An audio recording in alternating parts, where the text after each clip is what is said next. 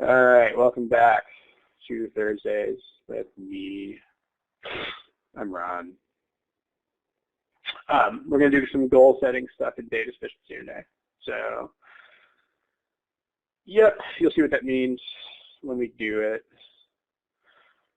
Let's go ahead and show that copyright notice again, and then we'll jump into it.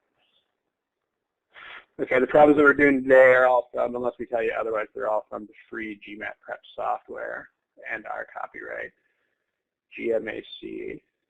Also, don't forget, they're going to have choices A through E. Please indicate the A through E answer in the right place, which is here. Please do not put an answer in the chat. Okay, let's do one. Let's do a problem. How about this problem? Okay, again, this is a data sufficiency problem. We do kind of assume that you understand what answers A through E mean here. If anybody doesn't remember what the choices mean, you can let me know in the chat. I can post the answer choices, although we won't go into like what does sufficient and not sufficient mean, but if anybody needs the A through E answers posted, just let me know and I can post them. But give this problem a shot and please indicate your answer in the chat box. Okay, give you a little bit of time to do that.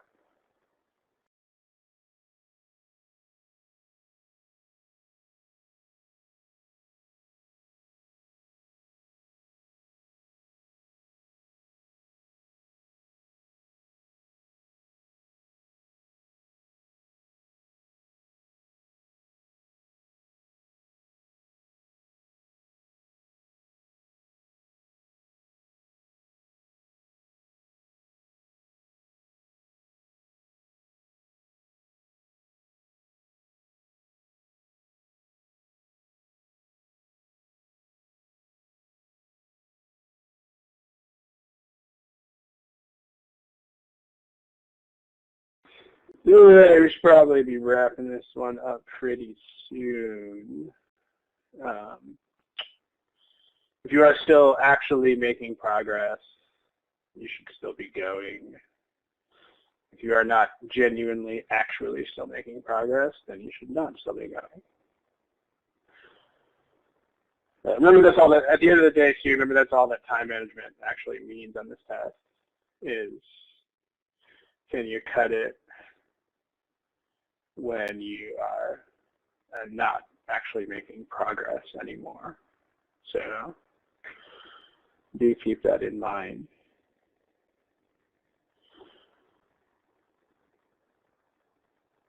So a lot of people without answers. So we have like Amanda, Balaji, Helen, Katie, Swayze, Kyle, Mohana, Rona. Should pick a multiple choice answer, please.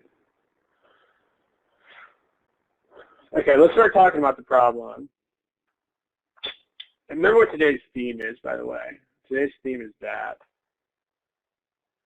goal setting, data sufficiency. I mean, let's make sure we talk about what we mean by that, because this is a thing. In fact, it's one of the primary things that motivates data sufficiency. Like, it's one of the reasons why data sufficiency exists in the first place. So, I mean, here is a very simple version of a data sufficiency problem. Let's just make this really simple. Like, what is 2x plus 2y? And let's say statement 1 is x plus y is 5. It's supposed to say 1. I'll fix it in a second. And there's statement 2. That's statement 1. I mean, okay. So just look at that for like 10 seconds and tell me in the chat box what's the answer to that. Actually in the chat, not in the multiple choice part. The answer to this is A. It's a multiple choice problem, so it's not a number answer. I mean, somebody put 10. it's still a data sufficiency problem. So yeah, like this is A, right? Because if you have statement 1, all you have to do is double it. And then if you have statement 2, then you...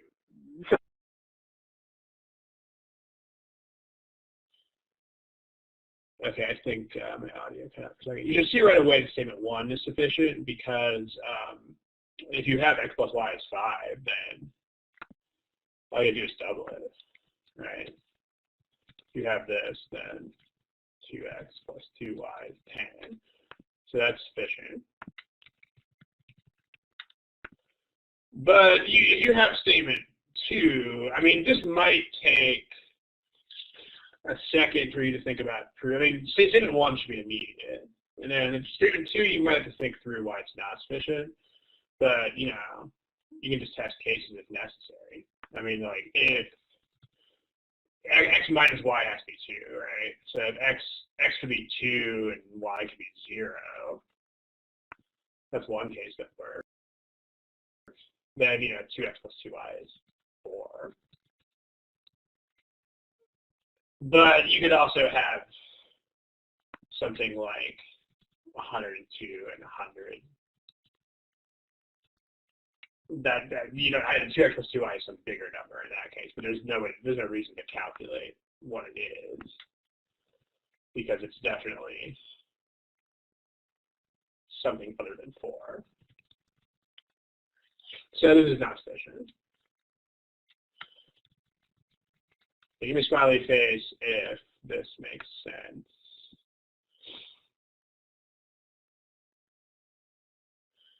Okay.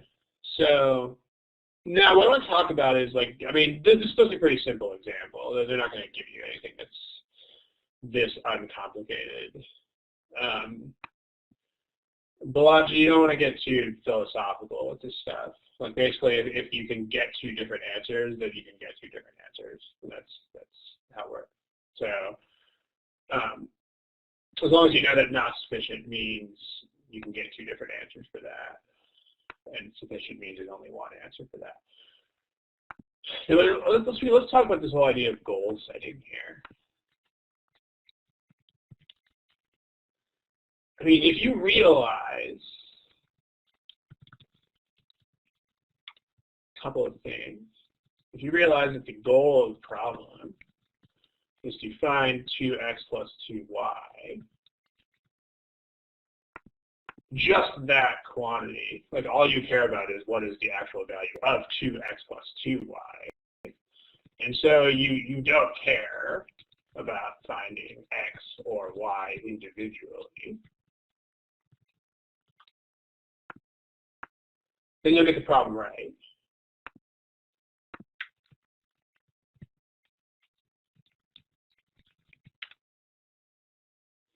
But if you actually think that you have to find x and find y, then you will get this problem wrong.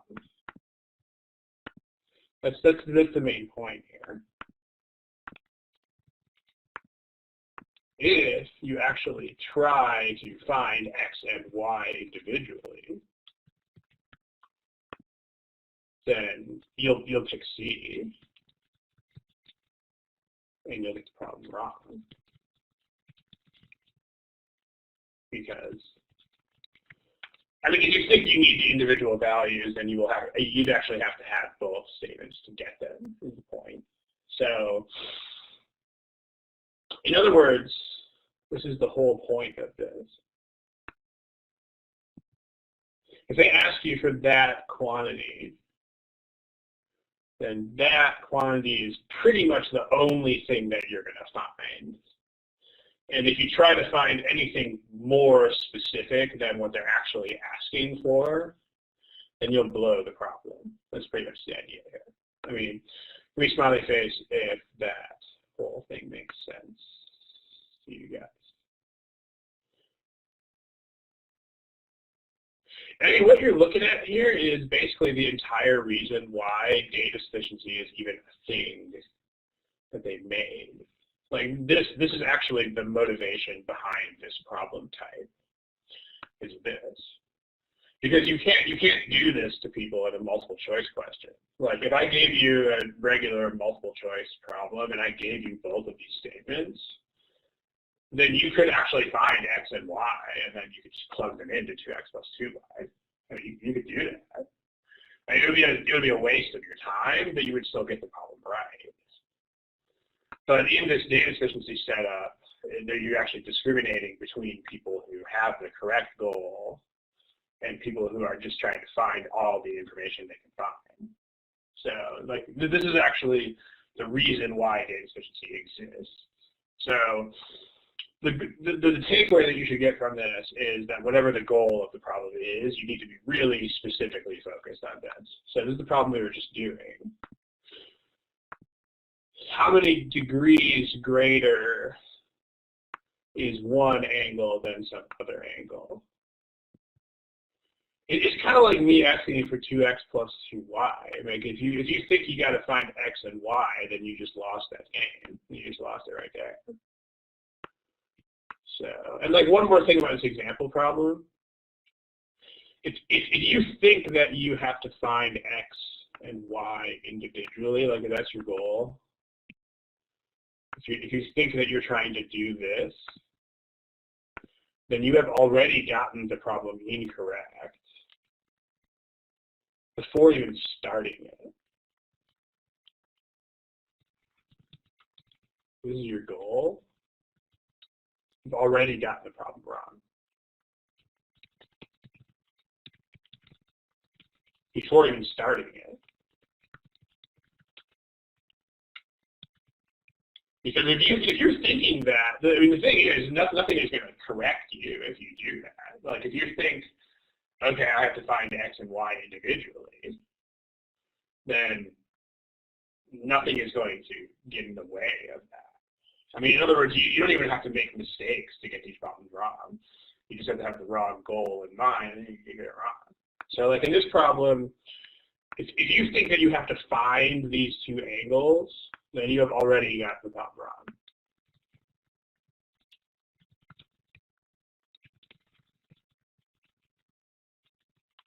You already got it before you even started.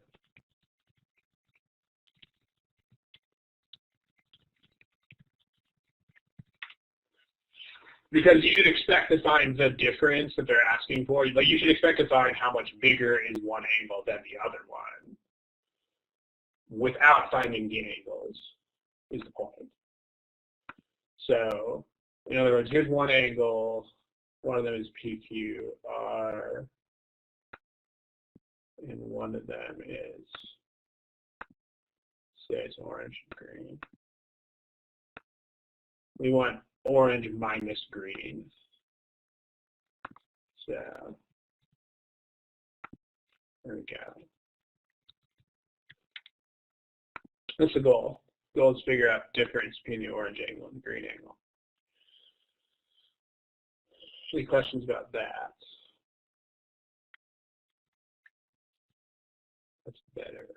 Better than what?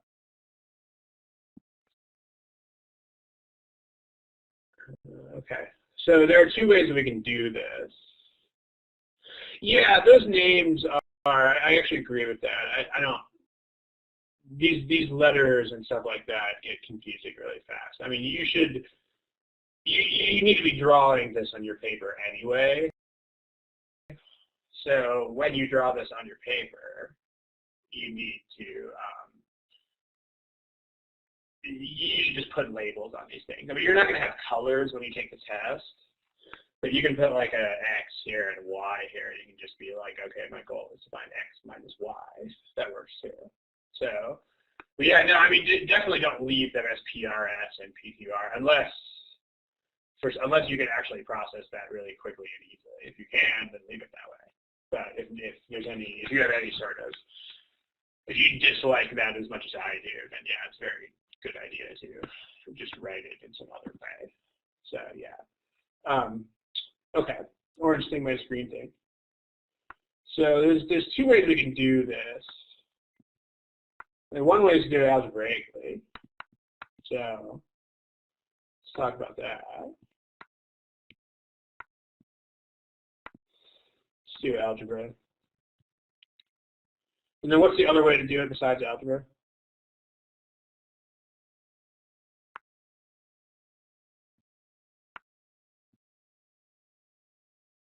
Anybody in the chat? Yeah. You guys know? Yeah, you test cases. Good. We'll do it both ways. So if this is, and let's blow this up nice and big.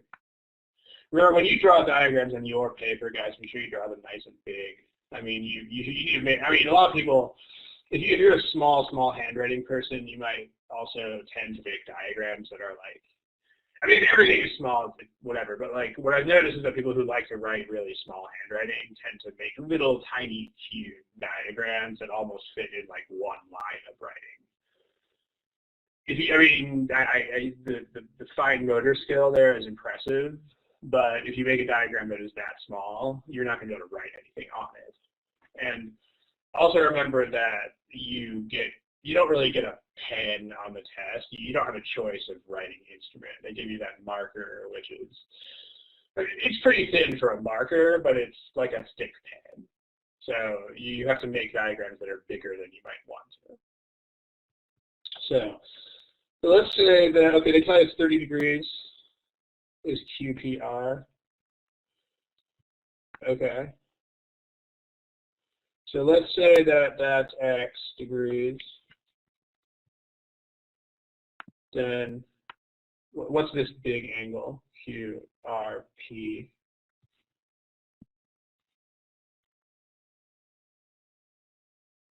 Notice that this is a triangle.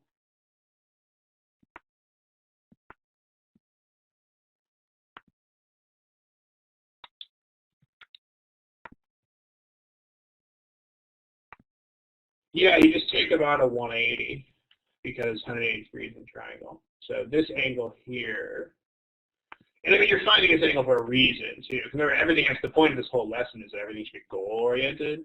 But if you want to get at that orange angle, then you have to find this one first because it's abutting the orange angle. So this is 180 minus 30 minus X. So that's 150 minus X.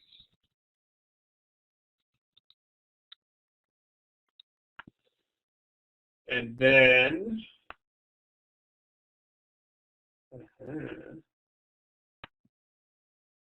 just a second.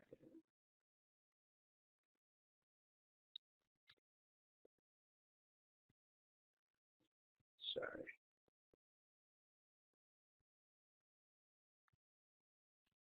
Okay. I think I can make a degree symbol out of that stupid line under it. Let me try it a second. Okay, so this is, how do you find the orange angle now?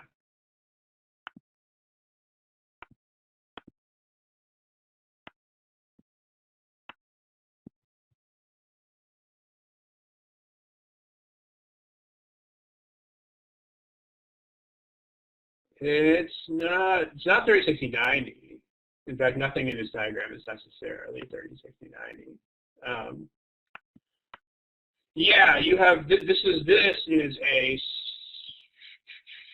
these two angles together that I'm about to mark. Make a straight line. These two. So if you have, I mean, if you don't like doing this with algebraic expressions, then you should stop doing them and just test cases. Like if it becomes too uncomfortable or too awkward or you lose track of what you're trying to do. But yeah, this is just 180 minus that blue angle.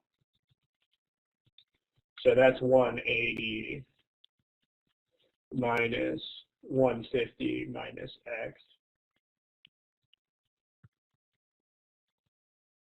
And so that's 30 plus X.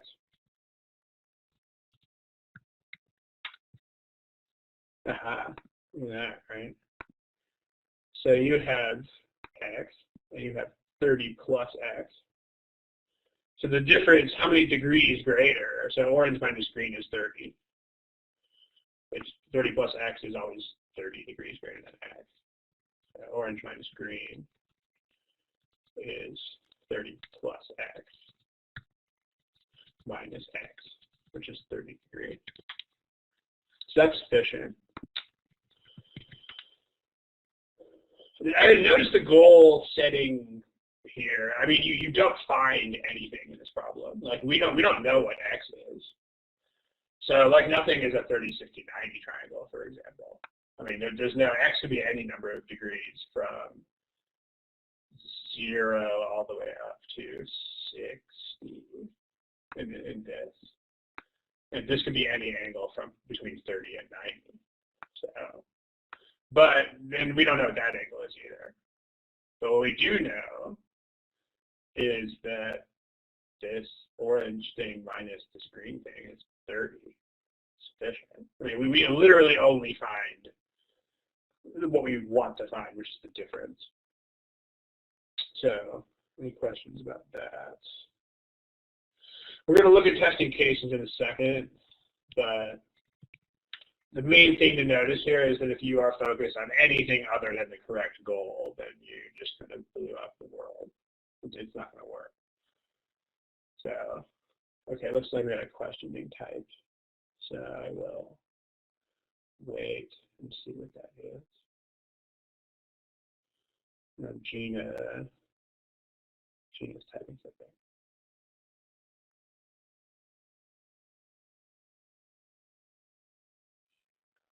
While Gina's typing, let's look at statement 2 just real quick. If you look at statement 2, let's say yellow for that. If you look at the angles PQR and PRQ, those are the angles that are here. Those are the other, sorry, I did that wrong. PQR is the top angle. That's the green one. So they're telling you that those two angles, why is it not 30? Sarah, this is a straight line together.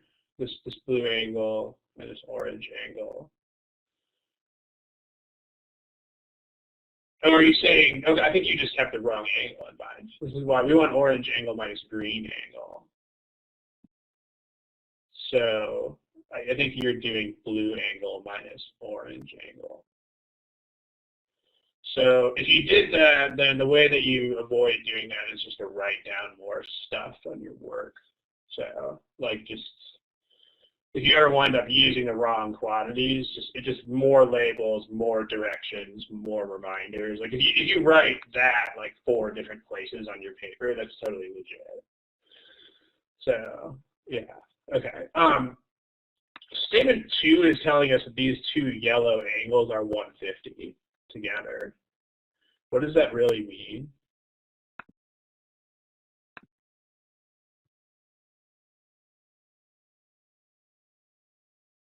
Yeah, it means the same thing as statement 1, because like if you, this is 180 degrees of triangle. So if these 2 angles are 150, then that means that this angle is 30. It's the same angle they gave us as 30 in statement 1. But this means the third angle in that triangle, which we didn't color that angle in or anything, but these are 2 angles of the triangle. So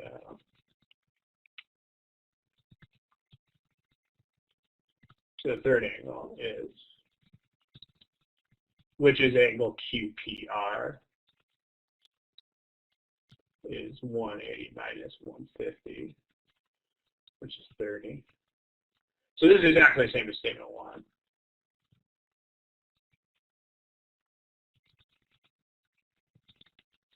So once you figure that out, you know this is also sufficient. So this is going to be D overall. Any questions about that? What's interesting is even if you have no idea how to solve this problem, if you notice that statement 2 is the same as statement 1, then there are only 2 possible answers. Let me know what those are.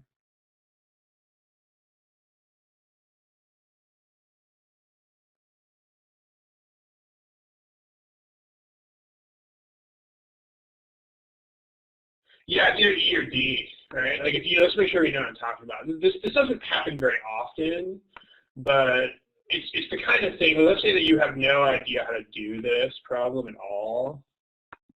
Like, or let's say I don't even tell you what the question is. Yeah, the question's not, just no question. Okay.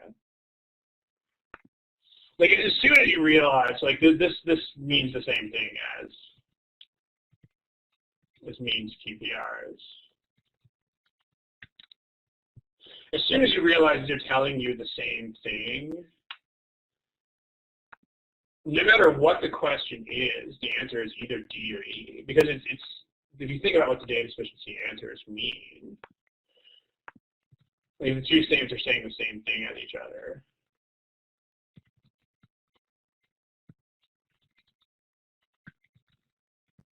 There are only two possible answers. D if they're sufficient, and then E if it's not. Because I mean, it can't be A or B, because A or B means that one statement is sufficient, the other one's not. I mean, obviously, if they're saying the same thing, that's not possible. You can, the same information can't be sufficient one time, but not the other time. And then C means you have to combine them, but you can't. There's no meaningful way to combine two statements that are telling you the same thing. So yeah, it's not like witnesses telling you something to strengthen a testimony. I mean, this is just facts or not facts.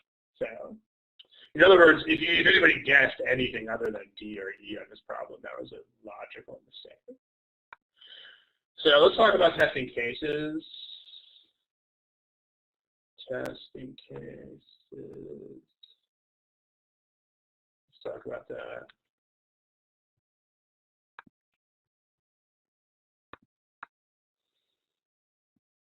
Same thing as algebra, except if you don't like working with those algebraic expressions, then don't. I mean, do when you review the problem, but if you get lost with the algebra at all, then you should not keep doing it. Okay, this is 30 degrees. Remember, the goal of testing cases is to try different possibilities. And then if you can make two different answers happen, that's not sufficient.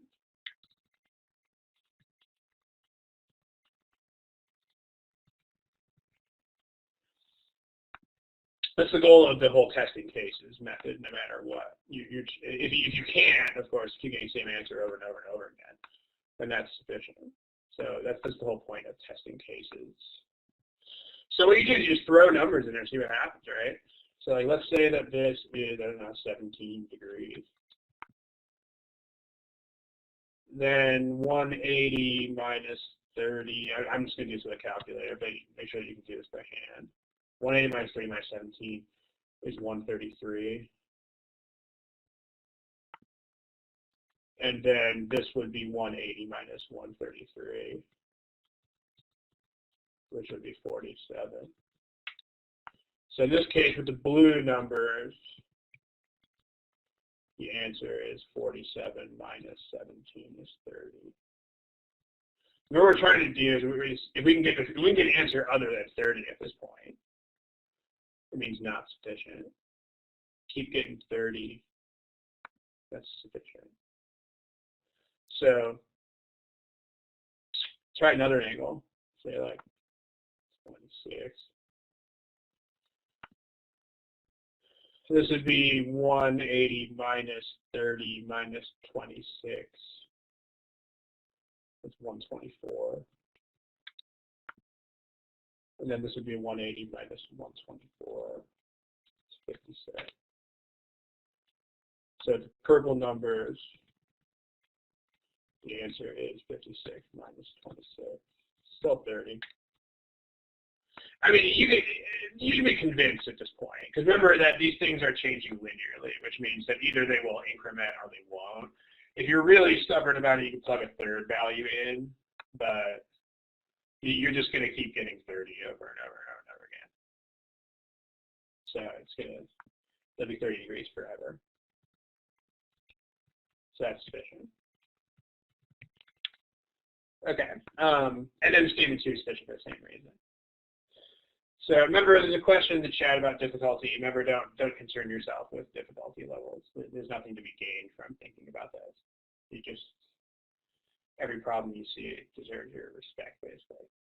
So, any questions about this problem? Now let's move on to another one. It's a good problem. I mean, the way they make these is pretty cool. I mean, like once you get used to this, they actually deserve a certain amount of admiration the way that they get this to work, like the way that they make these so that you literally only find the thing that you want and you don't find any of the other things. I mean, it's actually pretty cool how they do that. So, and I mean, when I talk about more generally about the mentality that you need for this, it's kind of one of those things where you should actually develop an appreciation for this kind of stuff. You know, where it's like, it can be frustrating until you get used to it, but once you get used to it, it's pretty cool. I mean, you can develop. It's like, the people who make the problems clearly have a skill. They have a talent for this kind of thing. So it doesn't matter which statement you start with, says the question in the chat box. Because either way, you have to use them individually. And if you have to combine them, you have to combine them, and if you don't, you don't. So it doesn't actually make any difference. So yeah, and I mean, remember if you're trying to find that last comment, if you're trying to find the angles, just keep in mind that all of the work that you did after that was for nothing. Like as soon as this thought of I want to find these angles is in your head, you have already lost this game. Like anything you're doing after that is just kind of like running around because you already lost. It's like this problem. I mean, if you think I need to find X and I need to find Y, then all of the work you do is a waste of your time because you have already gotten this problem incorrect. Like in this problem, it's just you're going to find the combination, and that's what you're going to find. So there's a lot of these. I mean, once you get, especially if you're scoring above, then you're like mid-30s or so in the quant. I mean, like especially if the goal of the problem is pretty conspicuously specific. Like when you look at this problem, like they're specifically asking you for a difference. That's not an accident, guys. I mean, if you were going to find the angles, they would just be like, guys, what are the angles? So just think about it, right? Like if they ever ask you for anything this specific, you need to have this goal setting radar that like really turns on. Like whenever the question is this weirdly specific, goal setting is going to be everything. I mean, like, literally, if the question ever asks you anything other than, like, what is this thing? Like, if it asks you for a piece of something or a combination of something or a difference or a product or whatever, if it ever does that, then that means that you are not going to find the things that go into it, but you're just going to find the goal. So if it's like, what is the second digit of some integer after like, of some number after a decimal point, that's the only digit you're going to find, guys. You're not going to find the rest of them. You get the point. So if it's like what is the greatest of these three values, you're just going to find, like if they're called X, Y, and Z, like what number is the greatest value of X, Y, or Z? It means you're probably just going to find that, but you won't know whether it's X or Y or Z, but you would still find what the greatest value is. So like anything super specific, anything that's not like, what's X? What's this? What's that? Anything other than that, you know you're looking at a problem like this one. So, okay, this one is also geometry.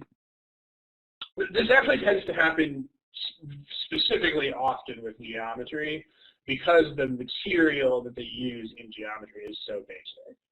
I mean, it's not only geometry, but it tends to happen particularly often in geometry problems. So remember where you get the multiple choice answers. There they are.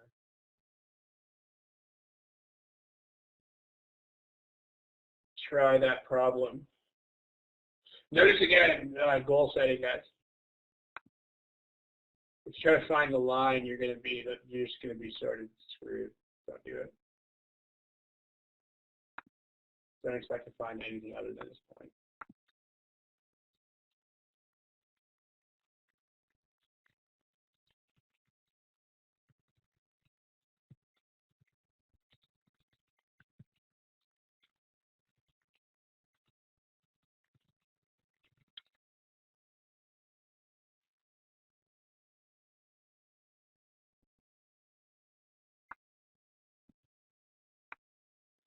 Don't forget that there is, if you try algebra, it doesn't work, try testing cases. If you try testing cases, it doesn't work, then try algebra. So remember to give up on unproductive approaches quickly.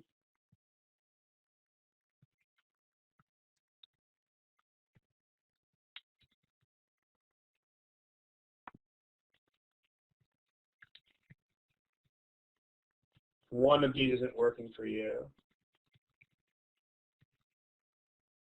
There's one answer already submitted and it is incorrect.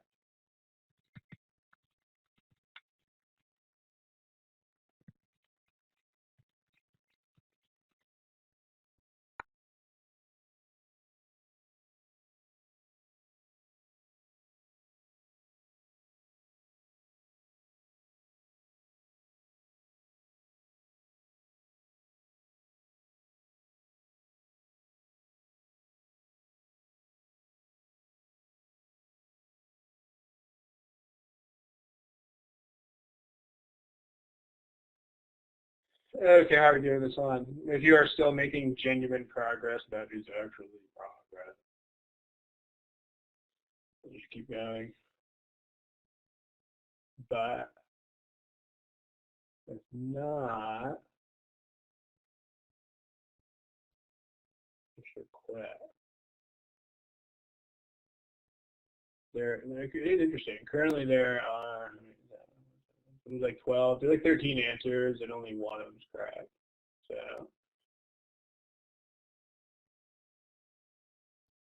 1 out of 13.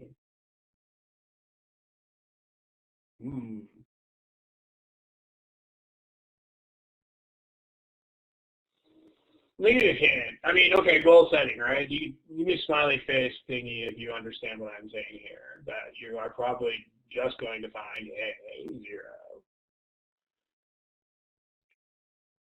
Smiley face, if that makes sense. Because a lot of you guys, in fact, 2/3 of people that picked an answer here have an answer that you should instantly doubt is correct because of this goal setting stuff. Like if you, in other words, if you find the entire equation of the line,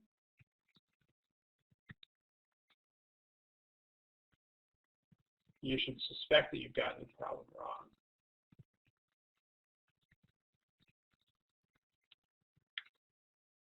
It's kind of like me asking you for a digit of a number and you finding the entire number.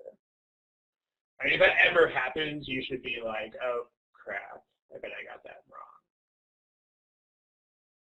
So I'm looking at you. Everybody can pick choice C.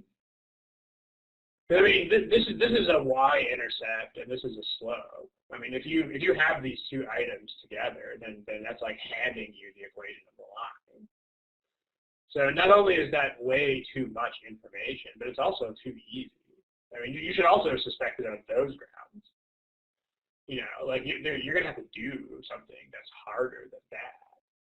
It's not going to be like mx plus b, well, here's m and here's b. So So I mean, you should have a sense, by the way, of what the easiest problems on a test are like. I mean, if you go to the OG and you look at problems like 1 through 20 in the data sufficiency chapter, like just get a sense of how challenging those are. I mean, don't try to quantify it, but just try to get an intuitive sense of this is the easiest stuff that I will ever see in GMAT. Because even those things will be much harder than this if you think that they're just going to hand you a slope and hand you a y-intercept. I mean, like, nothing on this test is that easy. Nothing at all. So that means that you should just know right away. Even if you don't know why it's wrong, you should know that approach is wrong because nothing is that easy. So don't pick C. Don't do it. All right, let's talk about this problem. I mean, you smiley face if you see what I mean by those things. Like, if you're just like slope, intercept, done. I got a line. Don't do it. Okay. Anyways, it should be pretty clear that statement 2 is not sufficient. I mean, if all you have is a slope, you don't really need to do work to show that. Like, if all you have is a slope, then you can't look at any specific point. Because you can just move the line up and down, left and right there. I mean, like, you can draw a line with slope 2 through any place on the x-axis, right? Like, there are actually 3 people who picked this as sufficient, so just for the benefit of those people. I mean, if you have a slope of 2, that means that roughly your line looks like about like that. It's up 2 for every 1. I mean, you can put that line through any point of the x-axis, guys. You can put it here, here, there, anything, right? Like here's A. These are 2 negative A's. These are 2 positive A's. This is definitely not sufficient. Give me a smiley if that makes sense.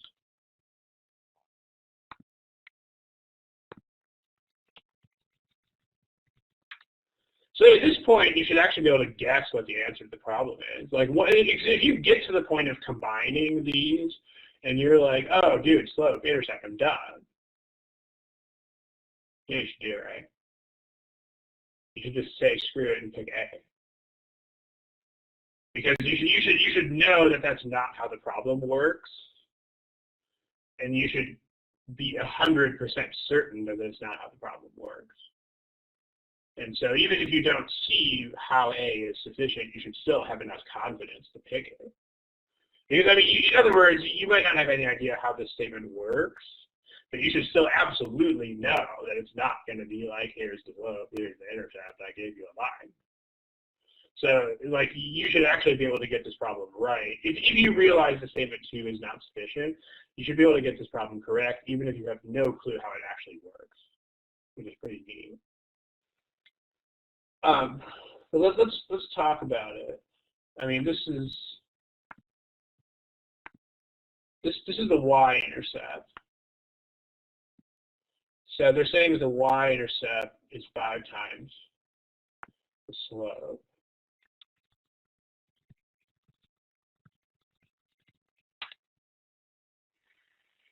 So if we're going to test let's test cases for statement 1.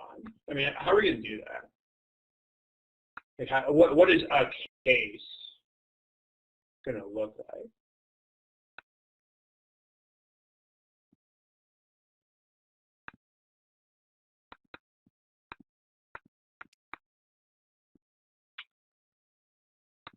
We're going to test cases for this. Anybody tell me?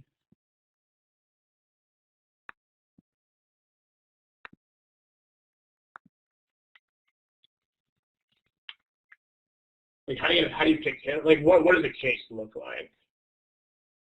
Not physically look like not with your eyes, but like what constitutes picking a case for this statement? For this.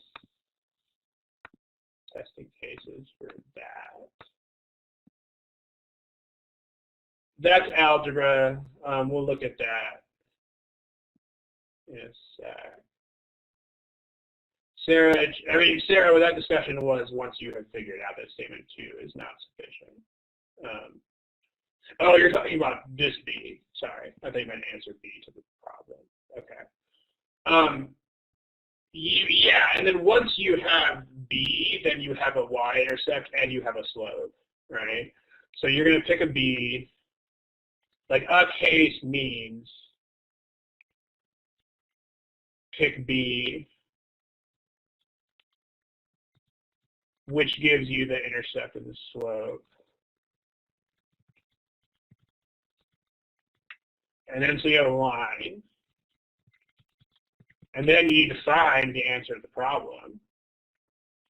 So find where the line hits the x-axis.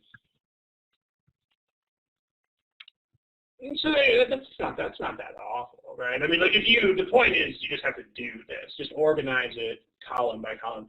When you test cases, you can always put a step in a column and just make columns for each step. So pick B. That's just 3 free forms, pick varying y.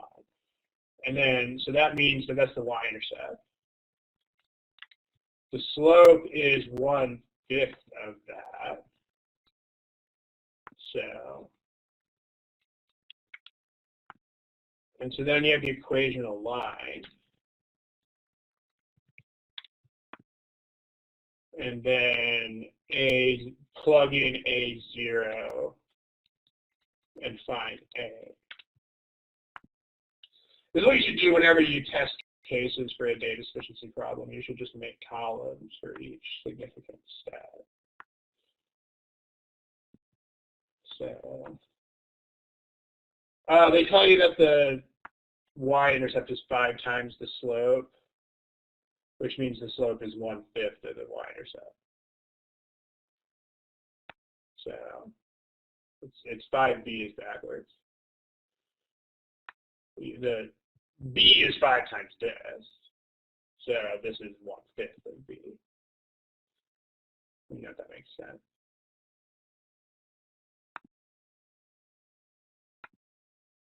Okay, so let's pick a b as like a multiple of 5. Just make our lives easy. Let's say it's 10. So the slope is 10 over 5. The equational line is y equals 2x plus 10. So just plug A0 into that. So 0 is 2a plus 10. That means that 2a is minus 10, so a is minus 5.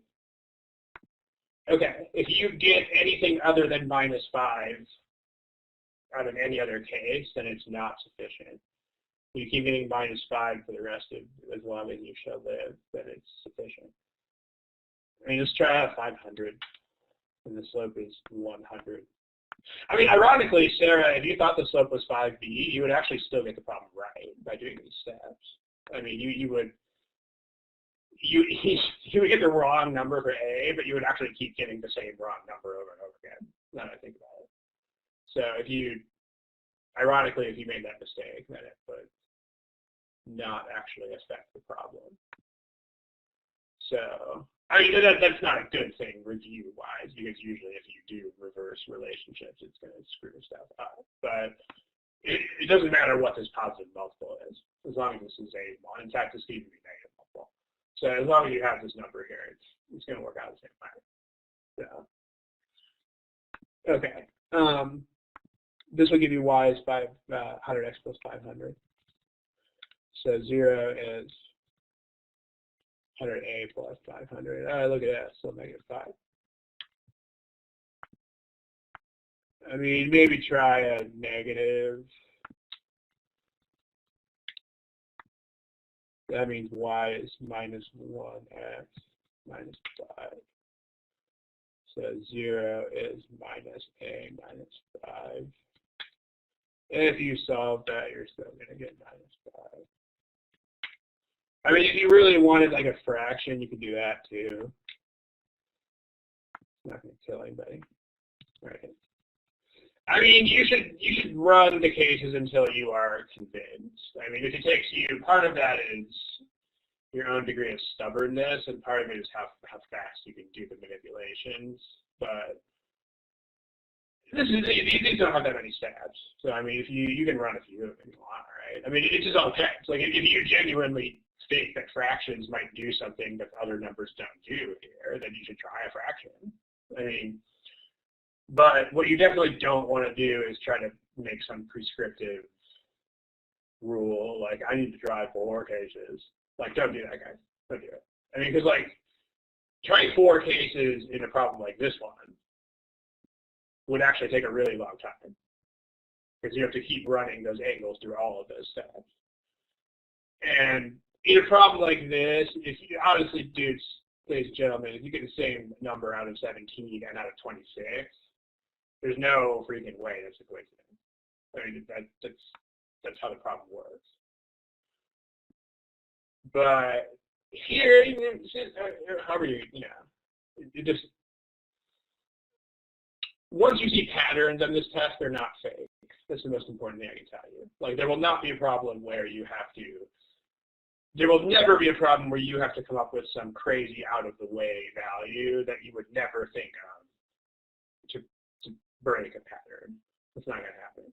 So just as long as you realize that, you should be fine. Like, I wouldn't test the fraction here, but if you're convinced that a fraction might do something, then try it. Right? This would be 1/5 x plus 1.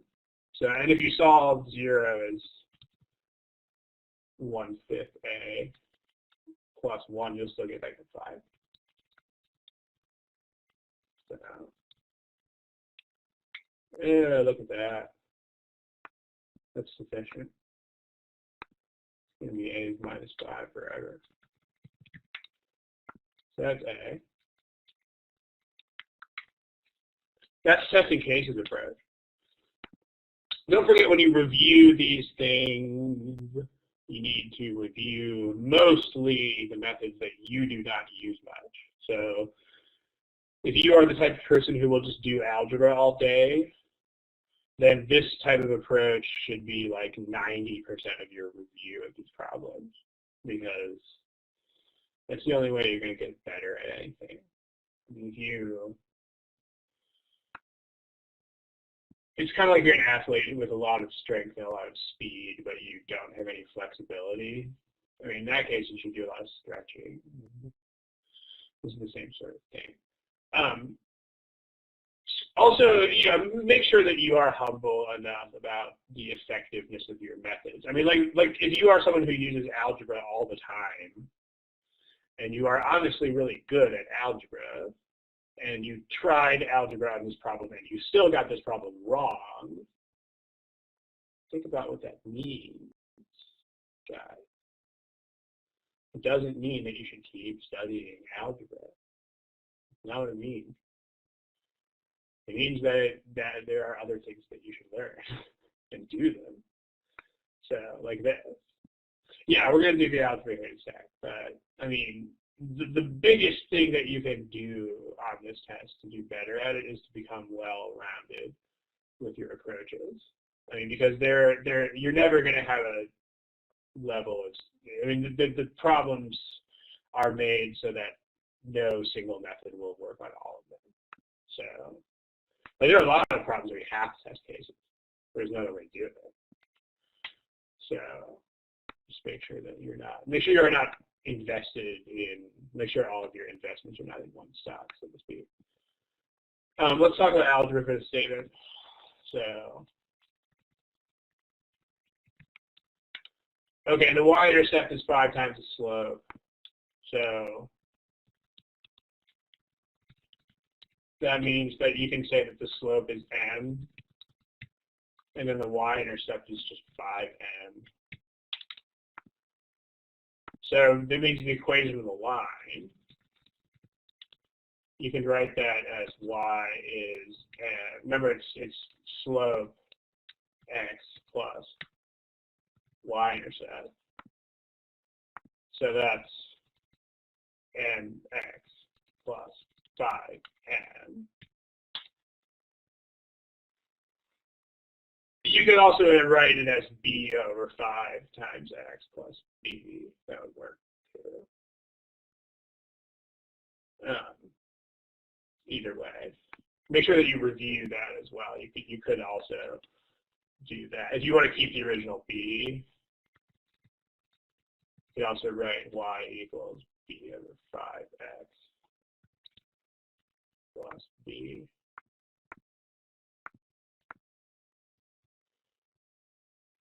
It's not going to make any difference. So the smiley face, if that makes sense.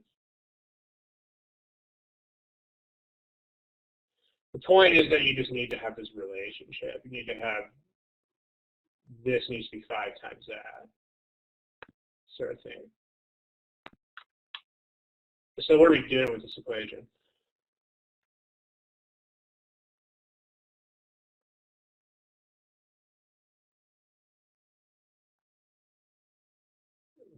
What's the goal of the problem? It's just going to tell it.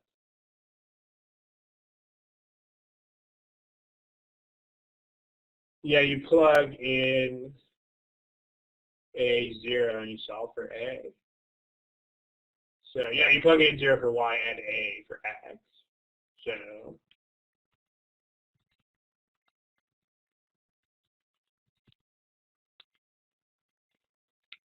if my name was Vishnu and I was on the internet, I would just talk to everybody about what is my avatar.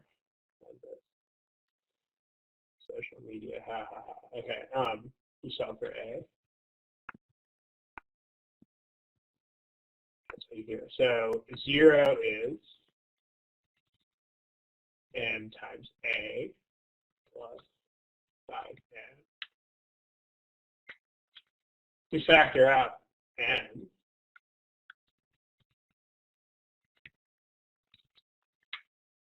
So n is not 0 because they told us that it's not horizontal.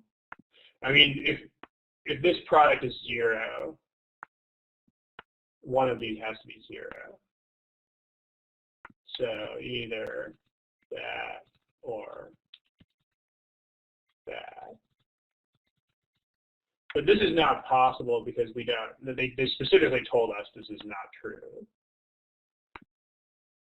So non-horizontal means, because horizontal lines have a slope of 0.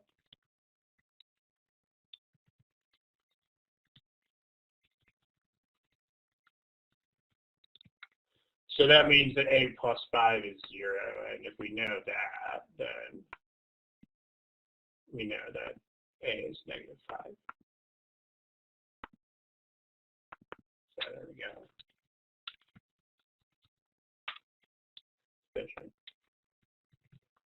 Any questions about this? I mean, again, the most important thing here is that if you know that,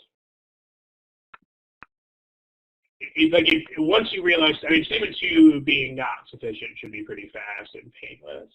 And once you realize that, if you get to the point of trying to combine these, you should just take a step back and be like, nope, that's not how it's going to work. And once you realize that, you should be able to pick A with lots of confidence, even if you have no clue how A works. And you can do that. You can have that much faith in how these data sufficiency problems do and don't work. And I mean, as much as people don't like adaptive tests, this is also one of the things you should really like about taking an adaptive test, is that you should know that they're not ever going to give you anything as easy as, like, dude, here's M and here's B, now go. So that's all of that is helpful stuff. Let's look at one more. Let's do one more geometry problem, actually. There's a couple of problems in my slides that are not geometry, but well, I guess we'll get to those. We do another one next week, by the way. The next Thursday with me is the 15th, and I think we're going to do more of the same topic. So try this problem. Don't forget where the multiple choice answers are found.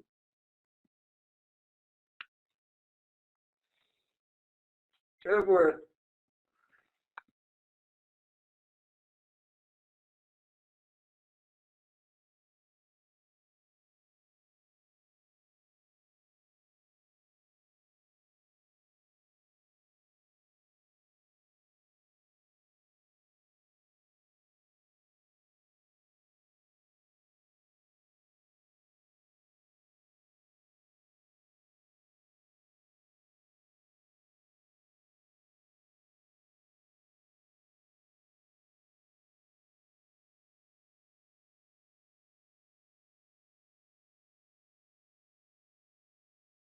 All right, let's see what we're doing on this. I mean, this problem is not that long, so the other thing about these things, I mean, make sure you're not using 2 minutes as some sort of universal standard. I mean, like this problem here is that we did before, like you're not going to finish this problem in 2 minutes.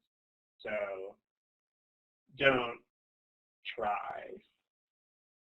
Like, you know, it's you're probably 30, 45 seconds into this problem by the time you just figure out what this even means.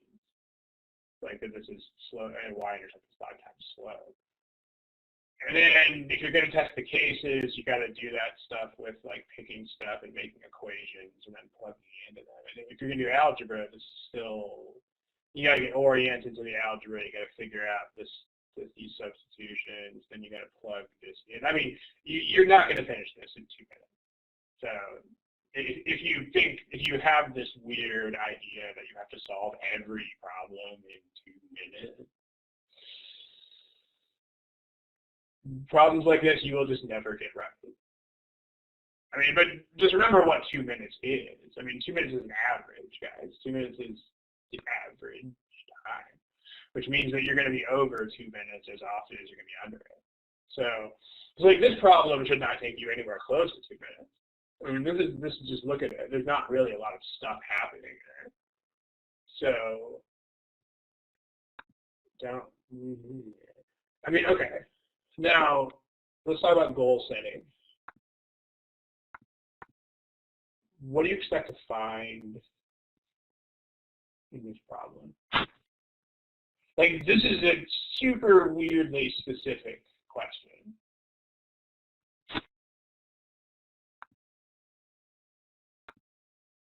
What should you expect to find? You think you're going to find a specific point?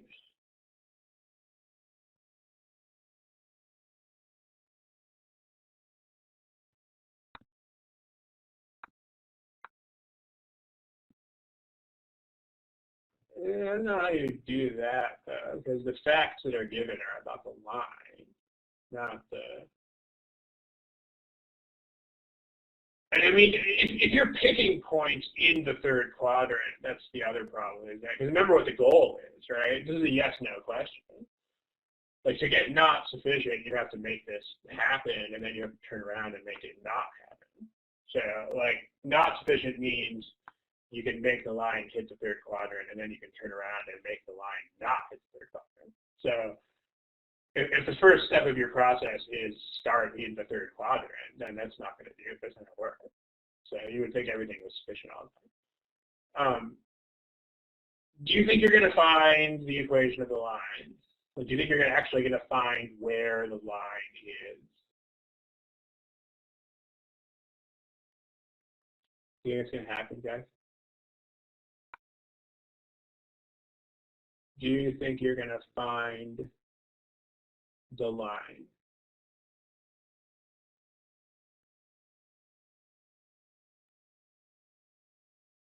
I mean, determine the position. When you say the position of the line, that makes me think. That sounds to me like exactly where the line is. Which, nope.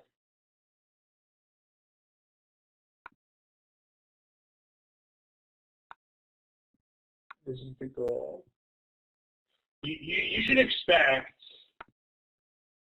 to not find a single line in a single position. In other words, you should expect Like if a statement is sufficient,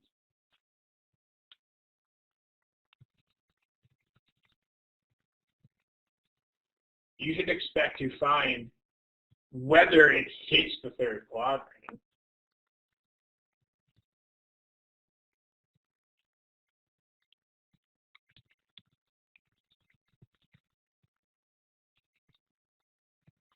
But that's it. Like you should not expect to find a single line. If you think you're going to find a single line, then you have lost this game already. I mean, it's kind of like the last problem. I mean, if you think you're going to find, in other words, if you think you're going to find the M and the B, in other words, if you think I need to find the M and the B in y equals mx plus b, you lost the game already. Yeah, too bad. You lost. Try again next time. And that's how these problems work, guys. It's all about goals. I mean, trying to find the line is the wrong goal. Don't do it. Okay. So, also the other thing about this problem is that you can't do it. There's no algebra in this problem. You can't do it. Like this is because quadrants are not an algebra thing.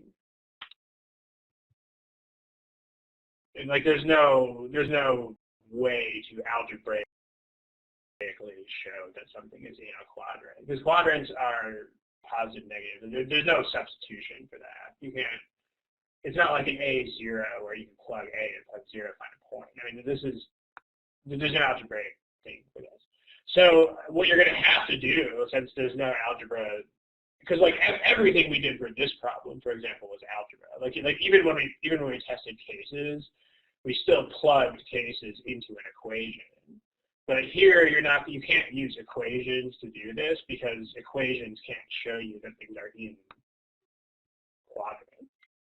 So you can expect to not use equations at all. And yeah, so we're just going to have to consider it visually.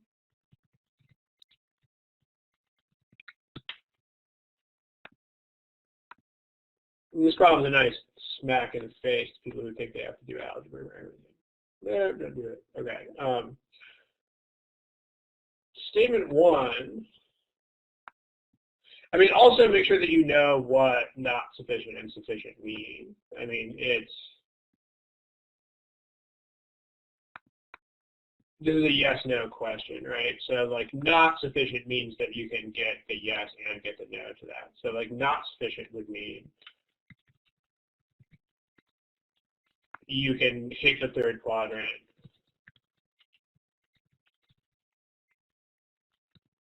and your line can miss the third quadrant.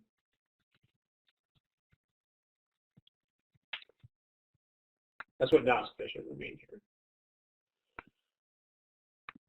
If only one of these can happen, then that's like if one of these is impossible, then you're just stuck with the other one. That's what sufficient means.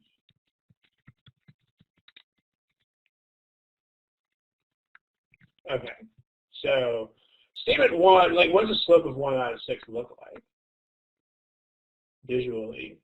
And you know you have to do this visually because again, it's about quadrants. Quadrants are visual. So I mean, quadrants are also positive, negative cases, but you can't plug positive, negative cases into a slope. So that means that visual is the only way left. So what does that look like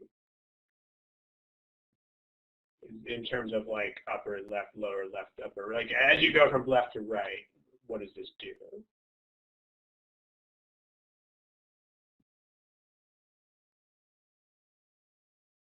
It goes, yeah, it's not very, it's close to horizontal, but like as you go from left to right,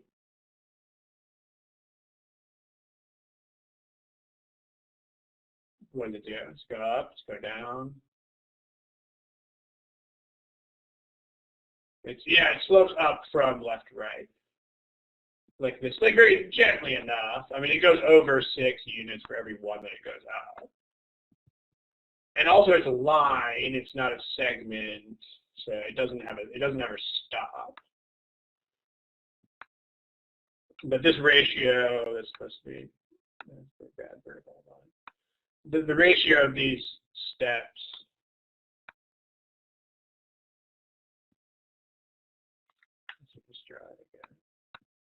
the ratio of that horizontal step to that vertical step is 6 to 1.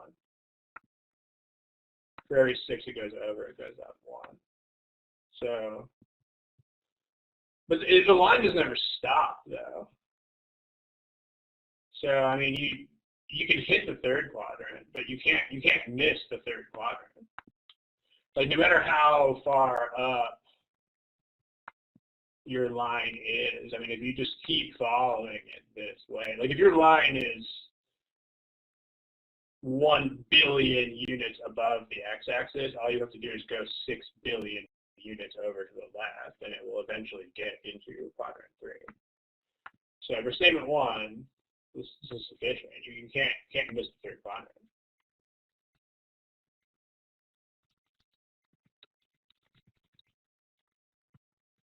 It's impossible to miss it.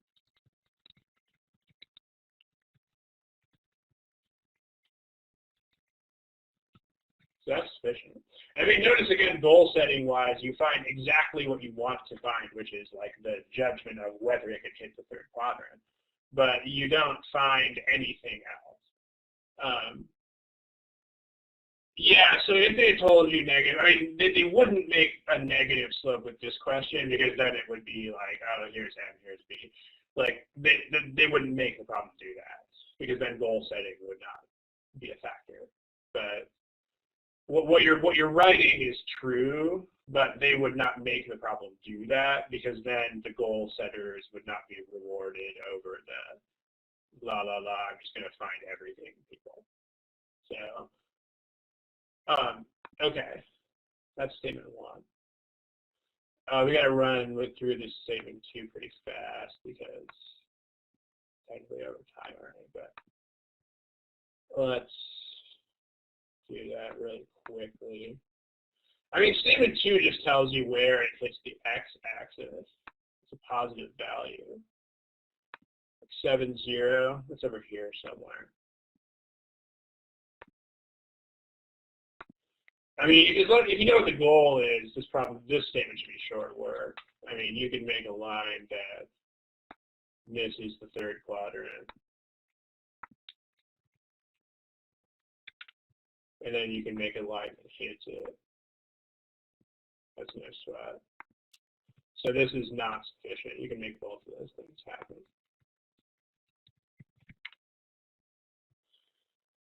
So this is A alligator overall. And if you thought I gotta find the line, guys, then you are a goner right off the bat, because you're gonna get C. But the only way that you could correct that would be, like, if you did think that and you got to combining these, then you should be like, oh, there's a point and there's a slope. If you have a point and a slope, you have a single line. I know that would just be way too easy. Like they're not gonna make it that easy. Let alone ignoring this whole. Because like the even bigger deal about taking C here is that C doesn't think about quadrants. Like C is just like, dude, I have a line, and so I'm happy. You should definitely know that that's wrong. I mean, if there's one thing that is absolutely certain here, it's, I mean, the questions are not stupid, right? Like if they give you this question, you're actually going to have to use A to get the problem right. If they give you this question, you're going to have to actually subtract those angles to get the problem right. If they give you this problem, you're going to have to actually use the expression 2x plus 2y. You're not going to ignore that and just think about x and y. Like same thing here. In this problem, you will definitely have to think about quadrants. So if your thought process doesn't depend on quadrants, then your answer is wrong. Right? That should be straightforward enough. But if you pick C, then the whole entire thought process has nothing to do with quadrants. Like it would just be, oh, I have a line. Therefore, I can answer any question about a line. So I do it. Okay. Let's kill it. Around 5 minutes over already. So thank you. The next one of these programs is actually next week. So it's the same time. It's a week from today. And then that's the last one of the calendar year. So I'll see you guys in a week. I think you still have to sign up every time. I mean, I know it's annoying to do that, but I don't think there's any way around it. So, okay, I got to run. I'm on schedule. Thanks, guys. Cameron, if you're here, then you just do the same thing you did for this one. So it's whatever the procedure is, same every time. So, okay. Good afternoon, good evening, good night, luck.